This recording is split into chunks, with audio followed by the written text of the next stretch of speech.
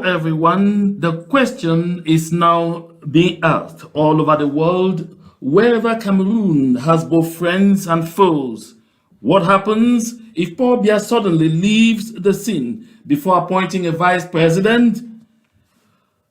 The April 2026 constitutional amendment appears to have transferred presidential succession from the Senate president to a yet-to-be-appointed vice president.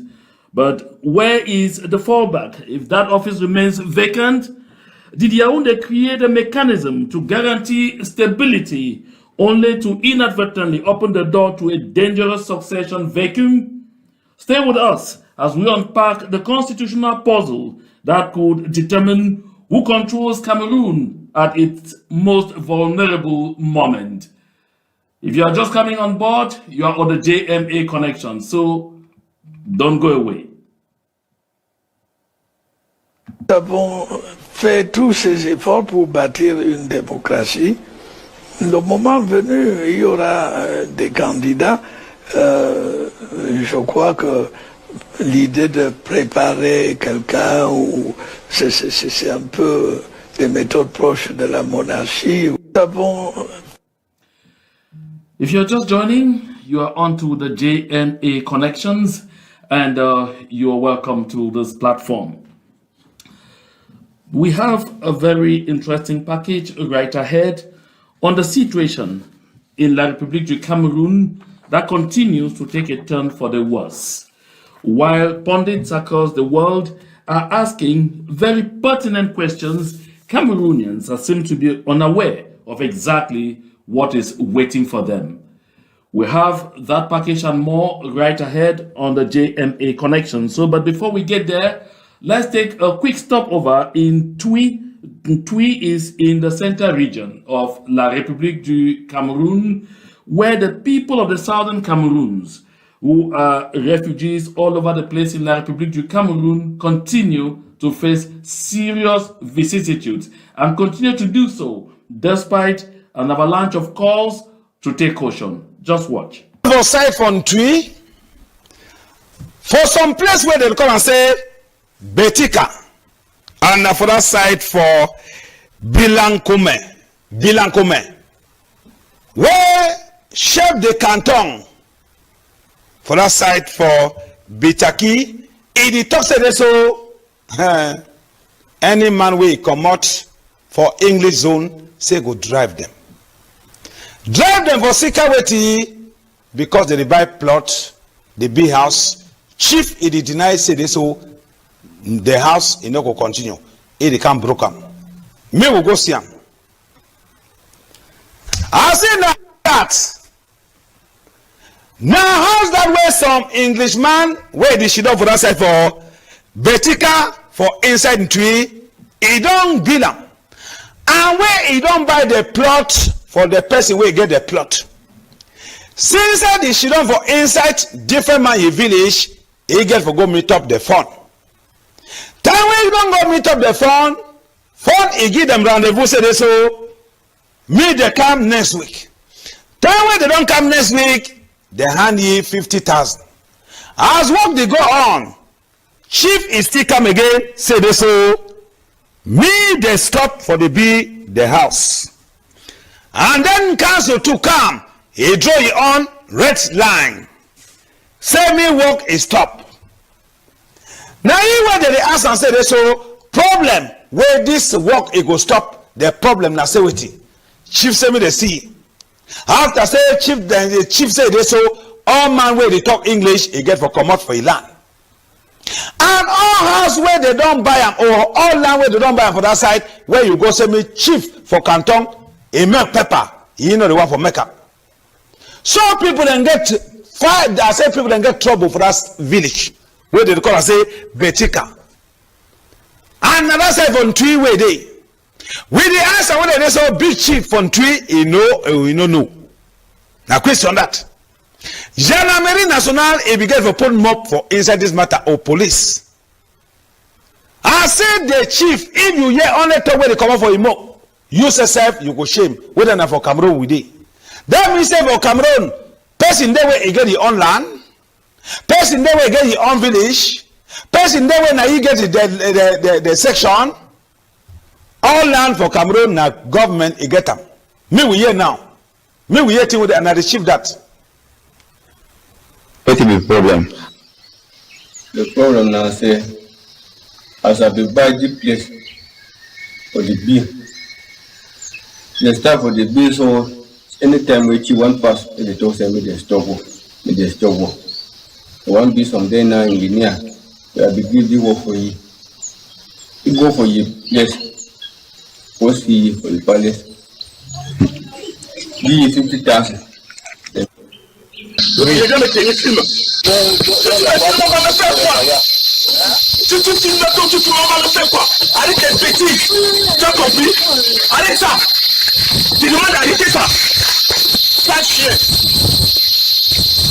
So I don't want to take a lot of our time with this. I just wanted us to get right up to this extent so that you see this.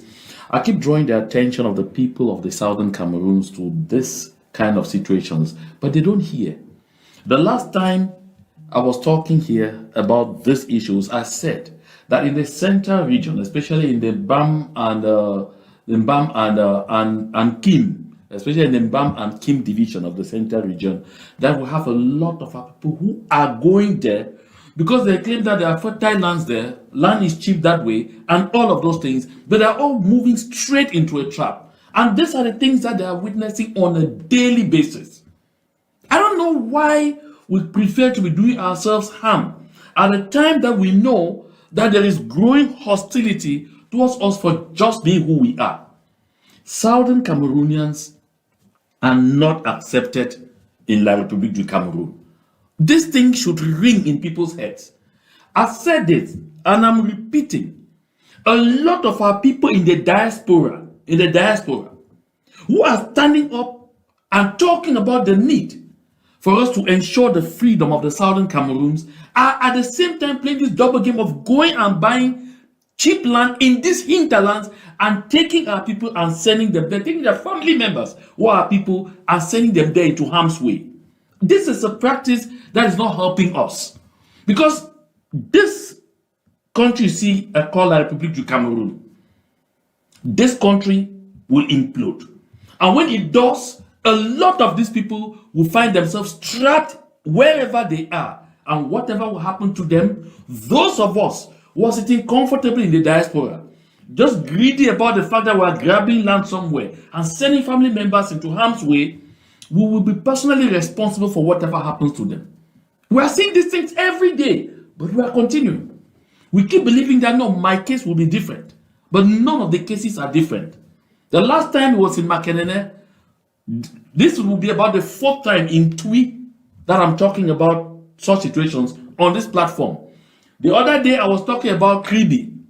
I've spoken so many times, I've shown videos about Yaoundé. When will we learn? I've also shown videos in the east region. Everywhere is the same story. They are telling you, go. They are telling you, go. We ourselves have said, we do not belong. So it is just but logical too that they should tell you, go. Their sons and daughters are dying in the southern Cameroons for a war that should not even be. And so you expect once in a while they will vent their anger on you. And this is just natural. But at the same time, they will use your presence there to claim that we really don't want what we are asking for. We really don't have an idea what we want. That we're just a confused bunch of people and all of that. These are things that we need to know. We need to have an understanding of this. The last time I heard the governor of the central region, Naseri Paul Biya, say no, that there are a lot of what you call les anglophones and Twi, and they are living very well. This is the very well that they are living. So if you allow yourself to be used as a pawn, these are the kind of things that you'll be facing. I keep saying this day in, day out. It doesn't sink. We have to learn. We have to learn. We have people who have even been beaten and killed in some of those places. Some of them will never even see their remains. Yet, we keep encouraging our people to go into those places. It's painful. It really hurts me to see us operating against the current of events. We really have to take these things into consideration. That said, I want to make a quick stopover in the southern zone of the southern Cameroons. Let's take a quick look at some of the roads and the ordeal of our people in areas where La République du Cameroon claimed they had 100% for Paul Biya at the last election. And when we want to talk, they tell us that we have elites who are in the La République du Cameroon government holding sensitive positions like Prime Minister. Because if John Gute were going home, he will use this road. This is Long Street, Ekumbi, Marumba Road, linking Baye Panya, Newtown, Barombi, and Baye Grass in Bonge subdivision. Our engine that is spoiled, one motor that is spoiled. We know the film meet up from move up of a bush. Daily movements have become a challenge for pedestrians, motorbike riders, and drivers, especially during the rainy season. Baby, see this place so. Now, Lambas, you say your eye. What are the boss for ground? So all these kind of people, so they show when they pull, they come for car walk the road, they go for pull and cover them with this place. For maintenance, so they come very late. You want to come with all the rest drop inside, we will maintain another day. So we need cover. Because if we not put cover, or we not maintain it early, we kaka them, we plant them, we oil them, we bring them for our farm them. You know, go come out. Communities along this stretch say the continuous poor condition of the road is affecting farming activities, slowing down the transportation of crops to the markets. We will not be happy. We as local drivers, they pay taxes for the road. We know, and not the also if you be the kind of conditions. So We the people will cover all the places we stand for this. So you see, you heard them talk there about maintenance. That by the time they even came to do even just some little, grading for maintenance, it was already so late into the rainy season, and that is why it only worsened the situation. I was taking this to recall the golden days of the southern Cameroons. We didn't have as much tar as we have now, but the earth roads that were there were so well maintained because the people had a pool of equipment at PWD. And the PWD, with all of the equipment that they had, they knew the seasons of the year. And they knew exactly when road maintenance had to begin. And everything was so well arranged in such that decision making was in the hands of those who understood the business of maintaining roads. But today you see what is happening. To maintain even these roads that you are seeing, they have to wait for money to come in from Yaoundé. To maintain these roads that you are seeing, they have to reach out to Yaoundé to ask for resources, and sometimes for Yaoundé to even decide on which contractor will come down there to do these roads. This is exactly what we are talking about. This is the pain that I'm talking about. And you recall that lately, even the little money that the councils used to gather at the base to use to even do one or two little things that they could sometimes even just throw, latrite or whatsoever on some of these roads, they can't collect those monies anymore. That money is now being collected directly from Yaoundé. I recall in the early days of this liberation movement, I used to have regular conversations with Chief Atemebako, and each time I would tell him, look at these are the reasons we need to go our separate way. He would tell me the only thing that will happen is effective decentralization that Paul Biya had already given. Where is that decentralization? When every day they are going backward, they are eroding every little gain that had already been secured. On a daily basis, this is what is happening. It is backward, never forward. All the texts that were put in place to, confuse people, to make people believe that, that there's going to be a time where people at local level will determine their own development priorities. They are eroding everything. They are taking back everything to the center. And as you can see, right now, it is centralization at the peak. Even at the time that they told us about a certain special status. And you ask those people every day, where is that special status? What is in that special status? They tell you nothing. All they do is they precipitate themselves to run and come and tell you, let's go and sit and hold some nonsense called AAC3. We're not telling us what happened to the resolutions of AAC2. And forgetting that the resolutions of AAC2 clearly indicated that within a certain reasonable time frame, if La République du Cameroon did not act, we would trigger the outright self-determination option, something we have already done. This is painful to see this kind of things. These are clear indications on a daily basis that we need to take back our country and transform our country by ourselves. Because any continuous relationship with La République du Cameroon is next to just hanging on to hopelessness. Nothing good is ever going to come out of there. If you felt that that was something that you have seen, let's move to the northern zone, right at the heart of Bamenda, where they say a lot of work is going on. This is some of the work.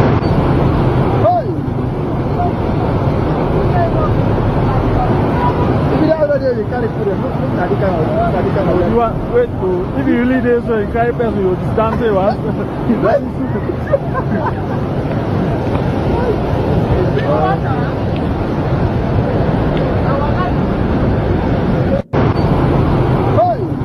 As you can see, this is a new bridge at Mile 2 that was just recently constructed. Not long, recently constructed. So all of that nonsense that they are camouflaging and telling you that no, we are fixing things, we are doing this and all of those things. I have said it and I'll say it over and over and over. Nowhere in the world do people continue to do only make believe, even on basic necessities, even on those basic things that would transform people's lives. We can't continue to stay with a system which uses public policy as an instrument of impoverishment. Because the goal of public policies is to fight poverty. The goal of public policy is to improve lives. The goal of public policy is to bring about development, is to respond to the needs of the people. But in Cameroon, poverty is rather a public policy by itself, all by itself, which is carefully monitored and so well implemented. And so if you live in that kind of setup, not today, not tomorrow, not the day after tomorrow, would there ever be any kind of change that improves the livelihoods of the people. This continues to pile onto clear evidence to the effect that we had a very raw deal and we need to get out of this the fastest possible. And on top of that comes this institutional cacophony, which is the subject matter of what we are discussing next. We take a 15 seconds break and we come back.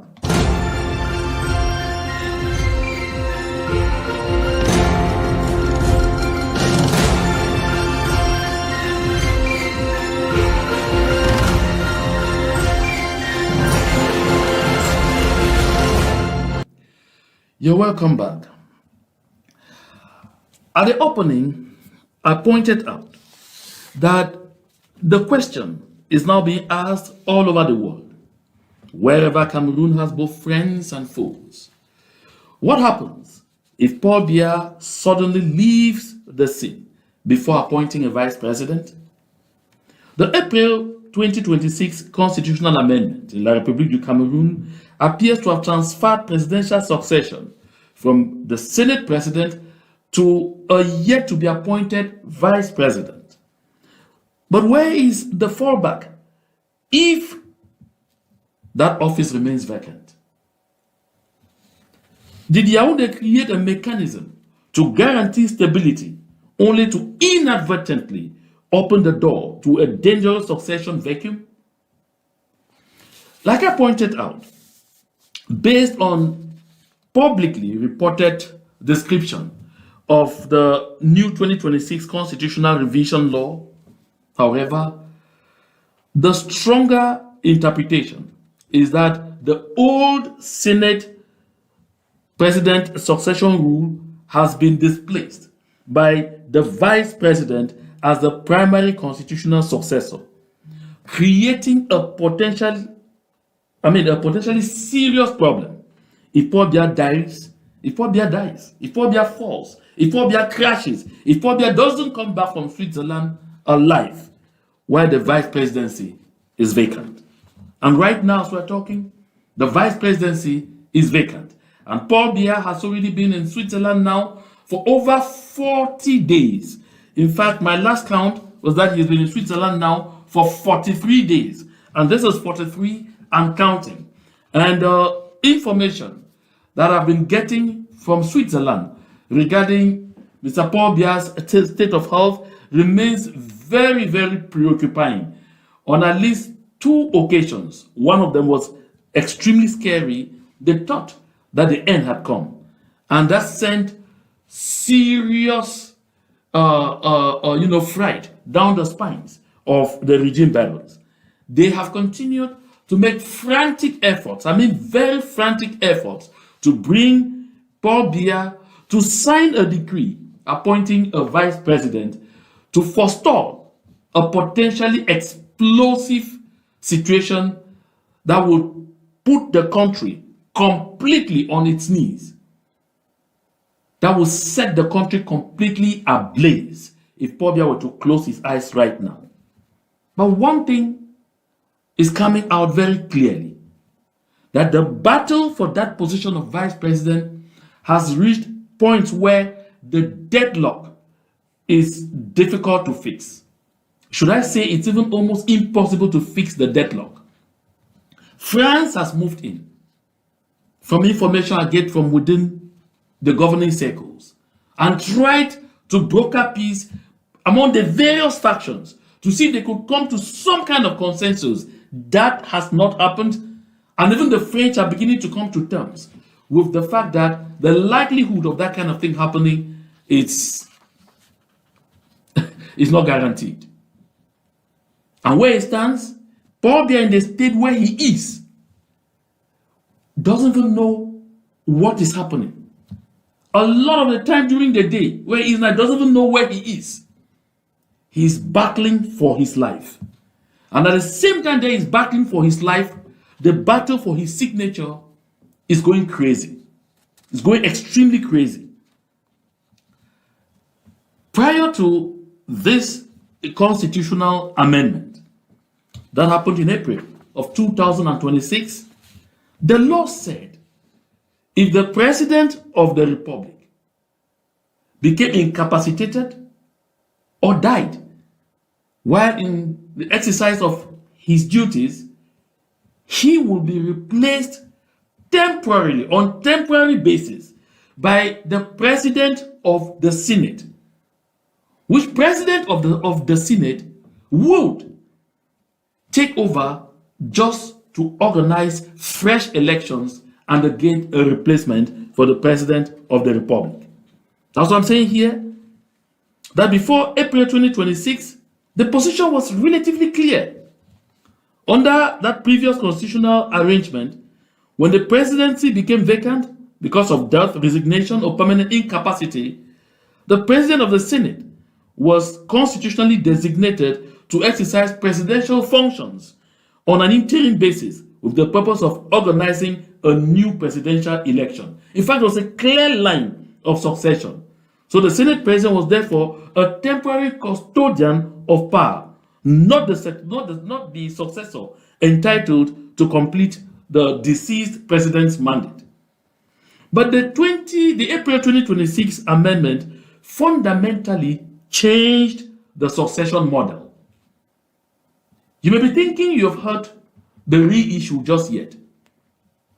We're still getting there, because that is what has caused the Secretary General of the Central Committee of the CPDM party to convene both Central Committee leaders and grassroots leaders to an emergency meeting on Wednesday, the 22nd of July 2026.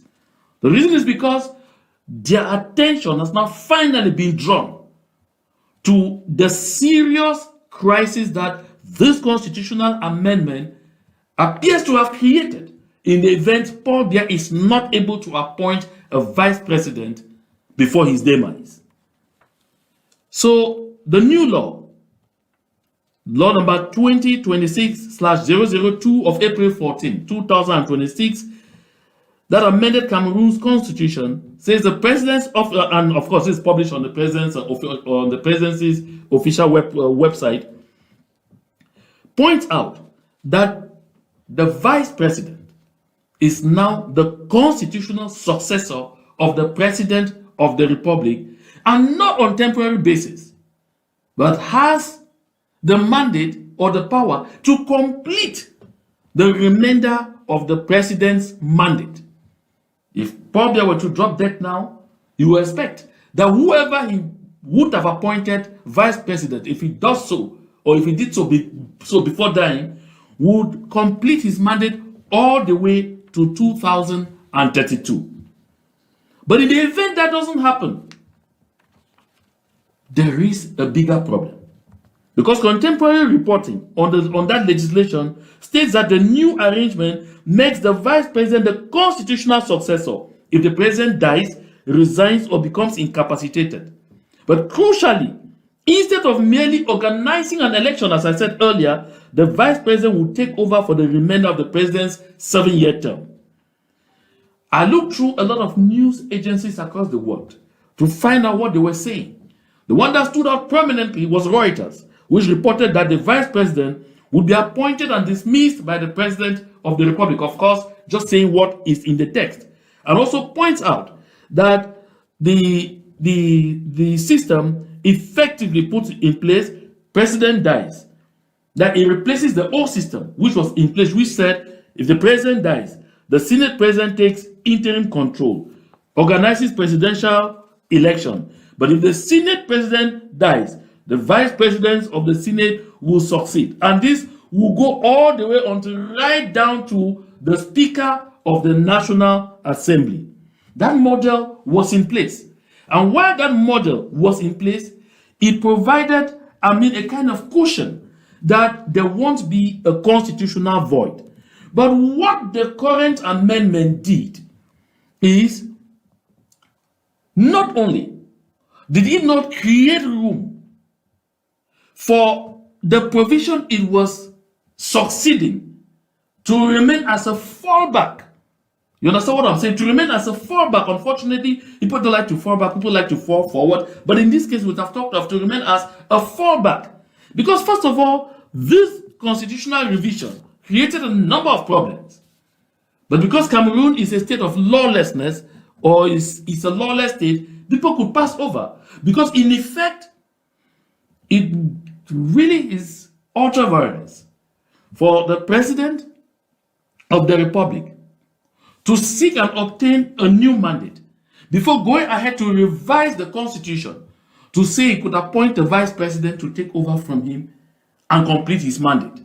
That ought to happen before the presidential election, so that the people who are going to sign a social contract, who are going to sign a contract with whoever will be elected at the polls, know already that by this mechanism, we are placing this person there. This person is overaged, but if something happens to this person, there will be someone that will take over and complete the mandate. But that didn't happen.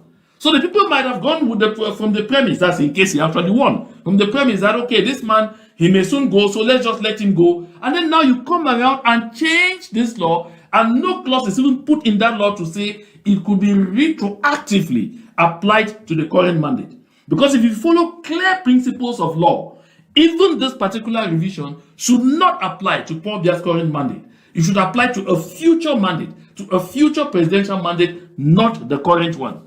But unfortunately, that is not the only problem that this particular constitutional amendment creates. It creates an even bigger problem because right now, seeing what is happening, looking at the infighting that is going on, and coming to that realization that it is unlikely that Paul Biya names anybody as vice president that will be accepted by the current system that would validate that Paul Biya actually signed that decree. It's unlikely that happens before Paul Biya meets his ancestors. And so, the only thing that will be left behind is a huge vacuum, and this is how. Because the question I ask now is, what happens if Biya dies without appointing a vice president? What does this particular law say? Or what does the Constitution say at this point in time? So this is precisely where the constitutional difficulty arises. Because if the office of vice president remains vacant when a presidential vacancy occurs, the person designed by the principal constitutional as the principal constitutional successor simply does not exist. I hope you understood what I'm saying here. I'm saying if the office of vice president remains vacant when a presidential vacancy occurs, the person designated as a principal constitutional successor simply does not exist. And the reason is simple. Because the new text, when they inserted it into the Constitution, it did not indicate that in case a vacancy occurs at the presidency, when a vice president has not yet been put in place, the old clause that said the president of the Senate will take over and organize elections will now be activated. That clause does not exist in the current revision. It does not exist. The old provision that made the president of the Senate, or that created a line of succession right down to the Speaker of the National Assembly, and maybe even right down to the Prime Minister, does not exist anymore. So the only thing that exists now is that there has to be a vice president. And if there is no vice president at the time there is a vacancy at the presidency, chaos is the order of the day. Because at this point, the law will need to be interpreted. The Constitutional Council will have to come in to begin doing an interpretation. Where will the time come from for all of those things to happen? That's why I say the crucial legal question at that point would then become whether the amended constitution expressly preserves the president of the Senate as a secondary or fallback successor when both the presidency and vice presidency are simultaneously vacant. I combed through that constitution. Like seriously. I went through it and I submitted it to some constitutional experts too to take a look and come back to me. Perhaps I could be wrong. But unfortunately, I wasn't wrong. So if such a fallback clause exists, but it doesn't, then the Senate president could constitutionally step in. But right now, that fallback clause does not exist. And in matters of constitutional law, you don't just sit down and you suppose. And you say, oh, it is implied. There is no such thing as implies. Those who sat down to that constitutional revision felt that it was an emergency, that it was going to happen almost immediately, that they were going to appoint a vice president almost immediately. And that's why they followed, an emergency procedure to bring about this constitutional amendment. But they had forgotten that the cobweb system that Paul Biya put in place had become so strong that Paul Biya himself had rather become a hostage of a system he created. And that Paul Biya himself has totally lost control of the entire system. And right now, that country is on autopilot. Because like I said, if that clause does not exist, and I really say it doesn't exist, then Cameroon could face what constitutional lawyers call a lacuna. That's a gap in the constitutional succession mechanism. And that would be extremely significant. That would be extremely significant.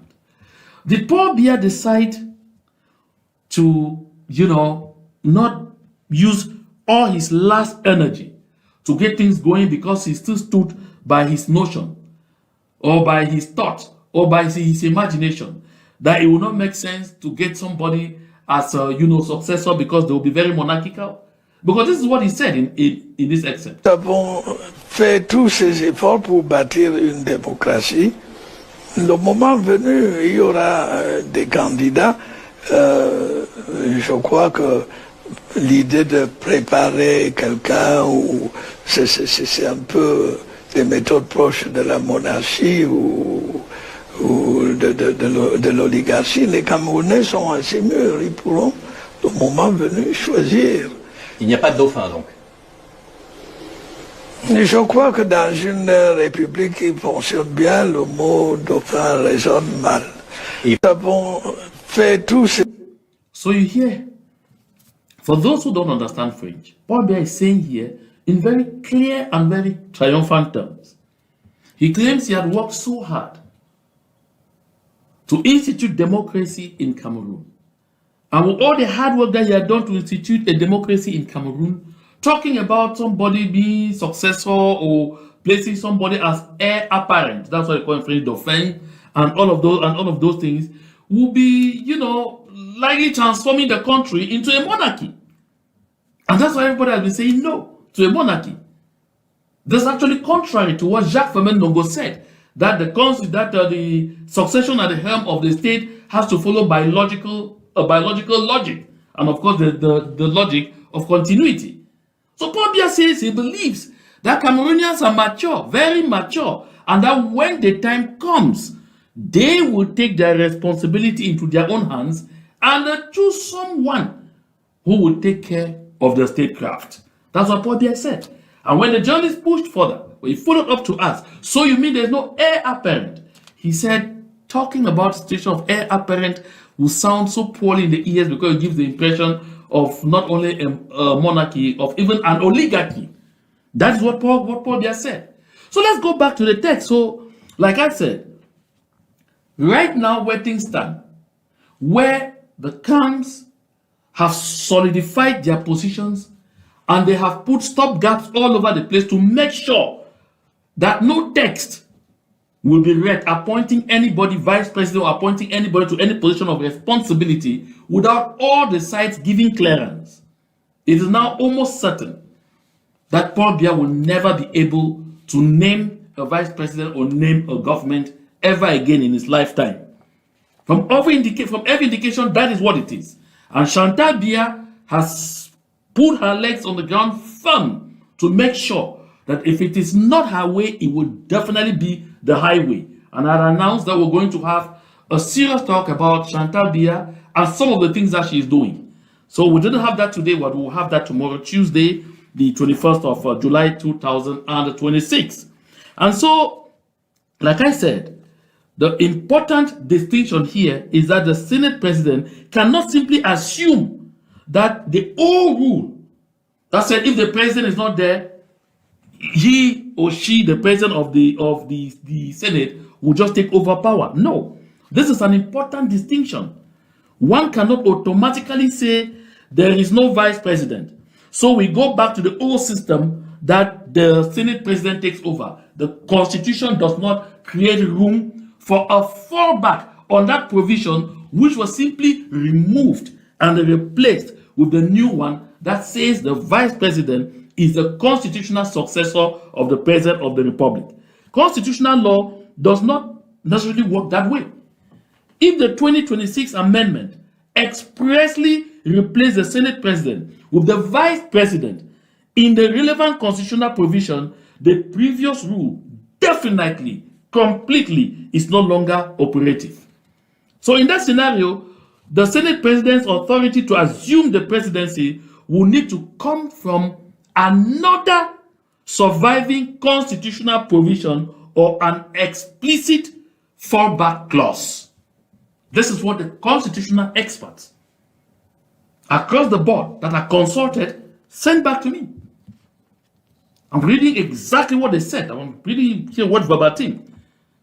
They say, in that scenario, the Senate president's authority to assume the presidency will need to come from another surviving constitutional provision or an explicit fallback clause, which currently does not exist. Otherwise, the Constitutional Council will almost certainly become central to resolving that vacancy. You see where the country is plunged in. Wapiru de Mbanga put it in broken English, where he said, overdone Nambut. This is exactly how the system caught itself in a trap it intended to set for others. It wanted to create a situation where they used Paul Biya, who have remained the unifying factor for all those people who have taken the country hostage, secure another mandate, and then go inside there, cook the books, and see how to smoothly transit from him to themselves to ensure that their system survives Paul Biya. But unfortunately, life happens. Things don't always go the way people hope they should. So the constitutional expert says this makes Biya's failure to appoint a vice president potentially consequential. So this is why I believe that the current situation deserves much more scrutiny than it is receiving at this point in time. That's what makes this conversation today extremely important. The entire publicly stated justification for creating the vice presidency was institutional continuity. That's what they said. And when I read through all the international media coverage, a lot of them reported that the government presented the reform as necessary to ensure stability in the event of a sudden presidential vacancy. What they sought to avoid is likely what they set the ground to get. So yet, if the office has been constitutionally created but remains vacant, Cameroon potentially finds itself in an extraordinary position. And one of the experts says the country may have dismantled or altered its old succession mechanism before fully operationalizing the new one. Because conventional wisdom would have said, ensure that the new provision or the new mechanism is operationalized before getting rid of the old one, or at least insert into that amendment a fallback clause. If you don't insert into that amendment a fallback clause, fallback cannot become automatic. There's a legal void. I'm raising this. You are watching me out there. Of course, I'm going to be reading your comments, and I'm hoping that those people in La République du Cameroun say they are constitutional experts. I'm hoping that they come here to, again, say what I'm saying and, bring me evidence from that text. So that is the paradox that La République du Cameroun is dealing with. The constitution now anticipates a vice president succeeding the president. But if Biya has not appointed one, the succession chain may be incomplete. So the bottom line, if Paul Biya were to die today, without having appointed a vice president, the president of the Senate could take over only if the amended constitution retains an explicit secondary succession provision allowing him to do so when the vice presidency is vacant. He cannot necessarily rely automatically on the pre-April 2026 succession arrangement. And one of the CPDM barons that spoke to me said, this is exactly what has, driven the convening of the meeting of Wednesday, because the French government is now extremely worried. They've now realized that in assisting and in trying to create an atmosphere that will guarantee continuity and thereby continue protecting their interests, they might have helped rather to create a situation far worse than what was before. And so the importance of the meeting of Wednesday is try and see if they could come up with a patched up agreement, a kind of consensus, at least around someone that they could all agree that even if they are going to play or adopt the Macro alternative by coming up with something to say someone has been appointed vice president.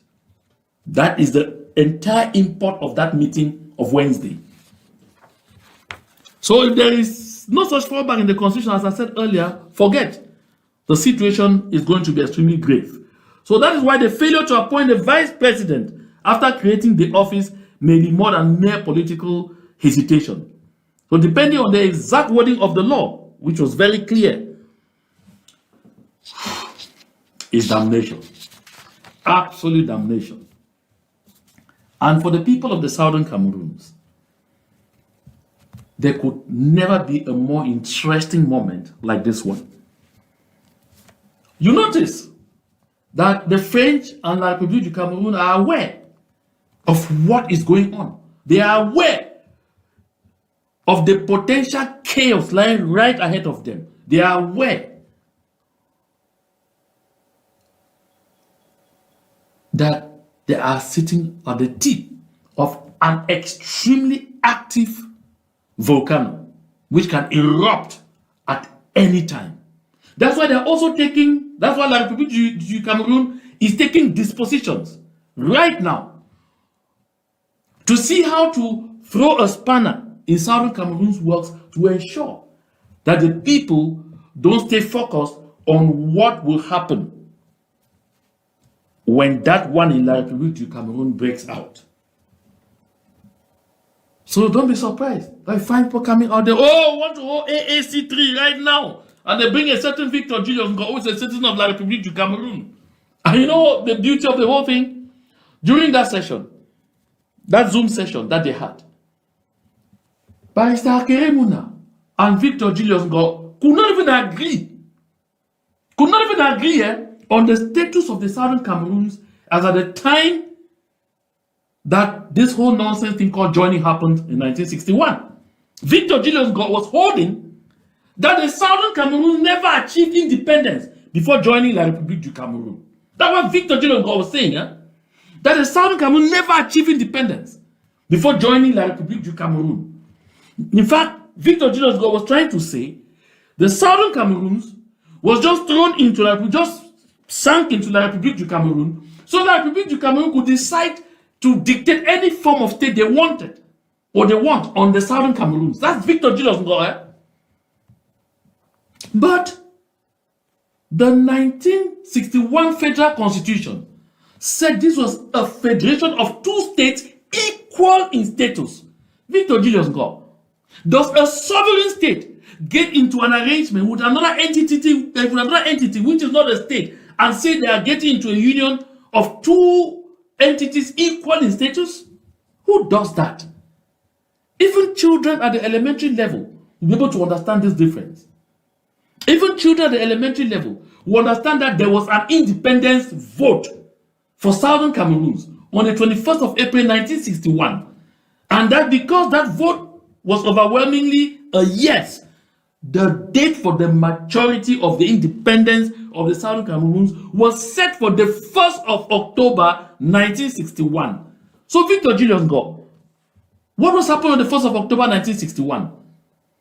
That's the day the Southern Cameroons independence materialized, and that's why they could now join into a union with La République du Cameroon and form a new country altogether, known as the Federal Republic of Cameroon, constituting two states equal in status.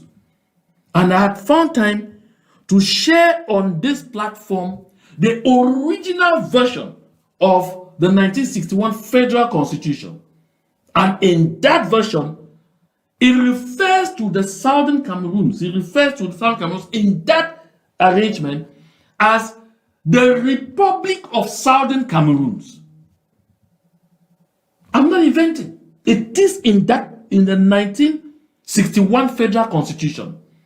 Southern Cameroon is referred to in there as the Republic of Southern Cameroons and the Republic of Cameroon. Victor Julius Ngo, if the Southern Cameroons did not achieve independence before joining La République du Cameroon, why did La République du Cameroon then have to forget about its name? Because on that day, on the 1st of October, two entities dissolved in order to form a new one. The Republic of Southern Cameroons, as it is referred to in the Federal Constitution, was born on that day and ceased to be the Republic of Southern Cameroons on that same day, to dissolve into the federal state. And La République du Cameroon ceased to be La République du Cameroon to dissolve into the federal state. And a new country was now formed of the two, now known as the Federal Republic of Cameroon, with two federated states. With the Southern Cameroon, the Republic of Cameroon, that's why I refer to that constitution, now becoming known as the Federated State of West Cameroon. And La République du Cameroon becoming known as the Federated State of East Cameroon. And Article 47, Sub A, Victor Julius Ngo, said the form of the state will never be touched. So this is why I wonder how Akeremuna found himself sitting on the same platform of Victor Gideon when they don't even agree, even on the basics about the history of the Southern Cameroons. This is because France and Yaoundé are in panic mode. They must create something to try to distract us. We have to stay focused on what is coming right ahead. I'd like to thank all of you who were part of this broadcast for your very kind attention, of course. And if this is the first time that you're visiting on the JMA Connections, I invite you to go right ahead and please hit on that subscribe button and make sure you personalize so that anytime something new drops on this platform, you will be the first to know, like I always say, so that once I know, you too will know. And of course, share the link as much as possible. Let's reach as many people as possible so that everyone will stay informed and stay very sensitized as to what is going on the ground. And of course, I'm expecting you to, drop a comment, be part of the conversation. If you're a constitutional expert or you know one and you've had a conversation, I want to hear from you. Drop your comment, but please, no insults, no personal attacks. Let's stay on the issues. And of course, I expect you to drop a like. That like generally goes a long way. So I see we are very well now gone closer to 10 p.m. West African time, Central African time. So I want to thank you all for your very kind attention, and I'll see you right back on this platform this Tuesday, the 21st of July, 2026. We'll be looking at some very peculiar issues concerning Chantal Biya and the role she's playing in this disorder that you are seeing. Thank you very much for your very kind attention.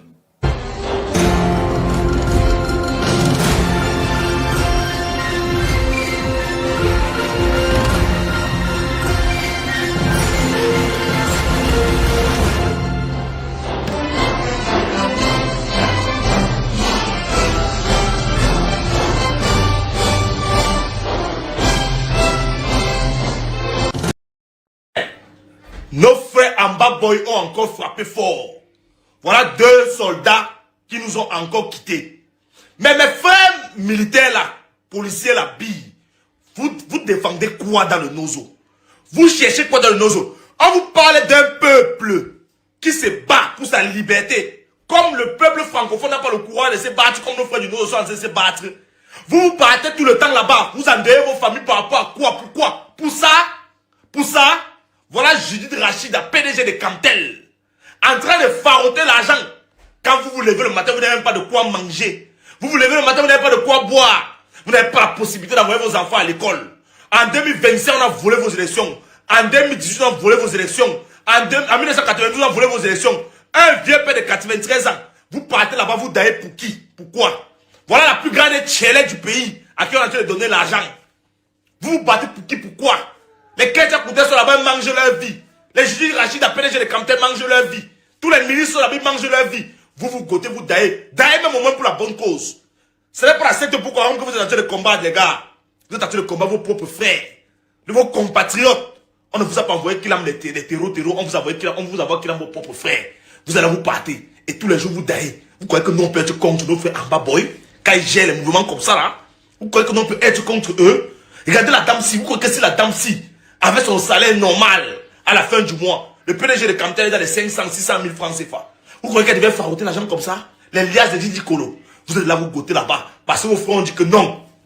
La constitution de notre pays, on est une partie souveraine. On veut que les lois de notre pays soient les lois de notre pays. Paul Biya prend ses frères et Kambeti Boulou. Il envoie là-bas pour leur commander, pour leur dire ce qu'ils doivent faire. Alors que les traités du pays ne le permettent pas. Quand nos frères du Nord se lèvent, vous vous levez. On vous envoie avec le gun, le kilam. If you are asking my personal opinion to keep Cameroon one must be divisible. Because it's a cliche that Cameroon is one and indivisible. Because it's not true. Culturally we are divisible. Language-wise we are divisible. The law-wise we have inherited that. So anybody who says Cameroon is one and indivisible is a fallacy. And so we would have to handle that issue very squarely and objectively. And that's what I call the truth. The truth must prevail. There is no doubt that there are people of both sides, that cherish their heritage. And the only way of keeping Cameroon together is to respect the respective heritages that we do have.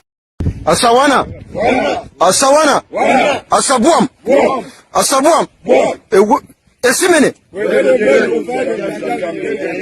Yeah, fellow Ambazonians, today is the 18th of February 2026. A Major General Tokandu and his court live there for Kumbu Town.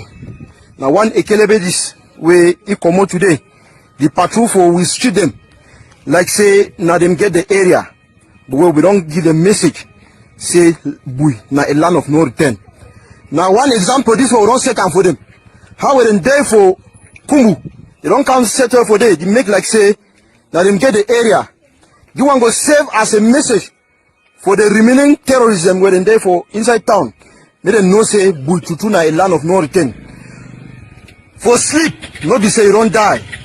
For the sleep, nobody say you don't die. We warriors they alive. We warriors ASA they alive. And we take them down one by one. Now once zombie this way, we don't kill them. We confront inside town, we shoot them. We take it, we see they alive, we want come back for root. He die for root. We want make them confess for him up. No be so? No be so? Stay there for a kelebe? No. No man. Shake no day. Nos frères Ambaboy ont encore frappé fort. Voilà 2 soldats qui nous ont encore quittés. Mais mes frères militaires là, policiers là, vous défendez quoi dans le nozo? Vous cherchez quoi dans le nozo? On vous parle d'un peuple qui se bat pour sa liberté. Comme le peuple francophone n'a pas le courage de se battre, comme nos frères du Nord sont en train de se battre. Vous partez tout le temps là-bas. Vous endeuillez vos familles par rapport à quoi? Pourquoi? Pour ça, voilà Judith Rachid, PDG de Cantel, en train de faroter l'argent. Quand vous vous levez le matin, vous n'avez même pas de quoi manger. Vous vous levez le matin, vous n'avez pas de quoi boire. Vous n'avez pas la possibilité d'envoyer vos enfants à l'école. En 2025, on a volé vos élections. En 2018, on a volé vos élections. En 1992, on a volé vos élections. Un vieux père de 93 ans, vous partez là-bas, vous daillez pour qui? Pourquoi? Voilà la plus grande tchélée du pays à qui on est en train de donner l'argent.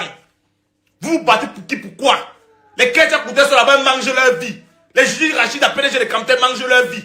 Tous les ministres sont là-bas, mangent leur vie. Vous vous gotez, vous daillez. Daillez même au moins pour la bonne cause. Ce n'est pas la secte pourquoi que vous êtes en train de combattre, les gars. Vous êtes en train de combattre vos propres frères, de vos compatriotes. On ne vous a pas envoyé qu'il aime les terreaux. On vous a envoyé qu'il aime vos propres frères. Vous allez vous partir. Et tous les jours, vous daillez. Vous croyez que nous, on peut être contre nos frères Ambaboy quand ils gèrent les mouvements comme ça, là? Vous croyez que nous, on peut être contre eux? Regardez la dame-ci. Vous croyez que si la dame-ci avait son salaire normal à la fin du mois, le PDG de Cantel est dans les 500, 600 000 francs CFA. Vous croyez qu'elle devait faroter l'argent comme ça? Les liasses de Didi Kolo. Vous êtes là, vous gotez là-bas. Parce que vos frères ont dit que non. La constitution de notre pays, on est une partie souveraine. On veut que les lois de notre pays soient les lois de notre pays. Paul Biya prend ses frères et Kambeti Boulou. Il envoie là-bas pour leur commander, pour leur dire ce qu'ils doivent faire. Alors que les traités du pays ne le permettent pas. Quand nos frères du Nord se lèvent, vous vous levez. On vous envoie avec le gun, le kilam. Vous êtes... I come today to make 2 things clear. The first thing is, there is no one in the diaspora sending children in Cameroon to go and die on the streets. Nobody is sending children out to the streets to go and die. Those children are fighting for their own freedom. They are the ones who are unemployed. They are the ones who do not have food to eat. They are the ones who are driving on bad roads. They are the ones who are suffering the most from Paul Biya's regime. They are the ones who do not have schools. They are the ones who do not have clean water to drink. They are the ones who do not have electricity. They are the ones who do not have internet. It's not the people in the diaspora. So they feel the pinch, and that is what is driving them to go out and fight. It's not anybody in the diaspora pushing them. What they are going through under Biya's regime is what is pushing them to the streets. So I want anybody who is thinking that it's people in the diaspora pushing people out there to go and fight should think twice. Should think twice. Why are people in the diaspora? Why are we here in the first place? So how do we think, or how can we sit and accuse or point fingers at other people that they're pushing children to go and die in the streets, when we know exactly why those children are fighting? We know why they are out in the streets. They are tired. They are hungry. They are sick. They are unemployed. They don't have schools. They're driving on very bad roads. That's why they are on the streets. If anybody does not understand that, then you need to see a doctor. The second thing I want to make clear is the hypocrisy in all of this. We cannot pretend that we feel for those children, or that we feel for the families who lost loved ones in the Anglophone fight, and yet we sit with the same people who go out campaigning for Paul Biya. We sit on the same table with them and dine with them in the name of schoolmates, classmates.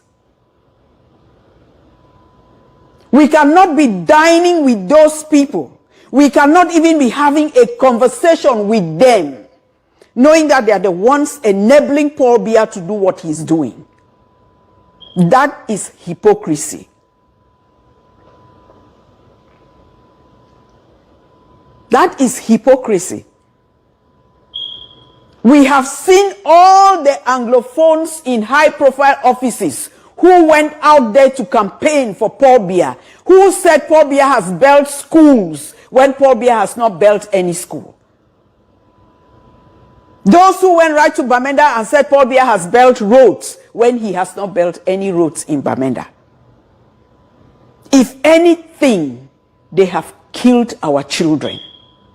And all these people are responsible for the death of all the Anglophones who died. All of them. Every Anglophone serving in this regime is a traitor. Every single one. And for us to sit with those same people, look at them in their faces, have a cordial conversation with them, to the point of dining with them, then we are not different from them. Then we can consider ourselves enablers as well. I'm saying this because I talked about it on a forum, and I got some calls and some messages from members of those forums asking me why I should say that people should be excommunicated from groups. Really? Really? Why this hypocrisy? Why? And we are saying we want a better Cameroon? Why are we pretending? Why are we pretending? If you can stand and talk against Paul Biya, and you cannot talk against those who are supporting and campaigning for him, knowing exactly what he has done, then even you who called me, or you who sent me that message, just don't want to call names. You are not different from them.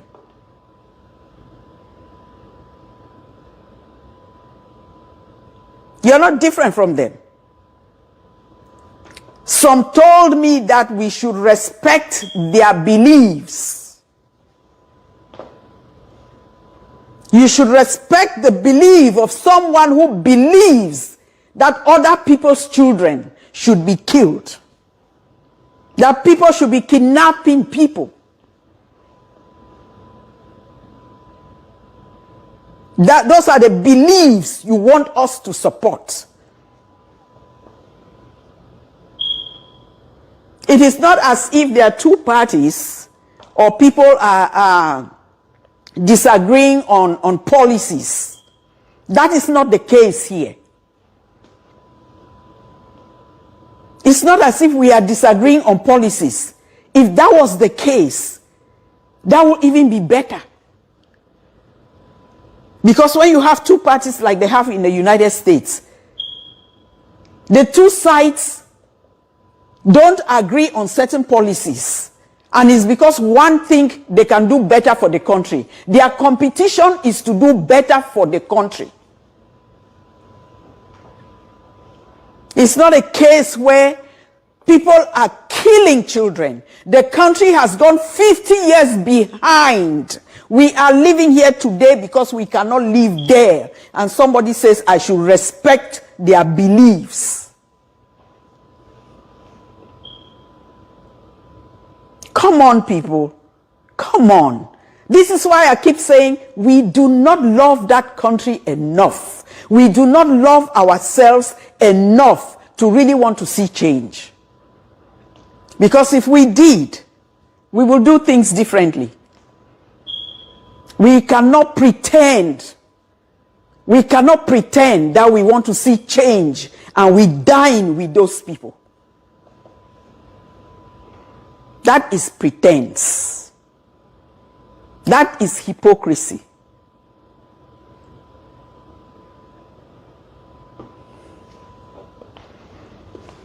I don't talk my own.